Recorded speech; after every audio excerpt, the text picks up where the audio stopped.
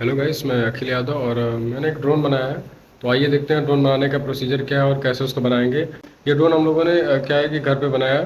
तो आप इसको देख के ये सीख सकते हैं कि कैसे घर पे बनाया जाएगा इसको। अगर आपको वीडियो अच्छा लगा तो इसको लाइक करिए, सब्सक्राइब करिए, कमेंट करिए और अपने दोस्तों को भी शेयर करिए, जिससे उनको भी आइडिया लगे कि ड्रोन कैसे बनाया जाता है। ठीक है, तो चलिए वीडियो शुरू करते हैं।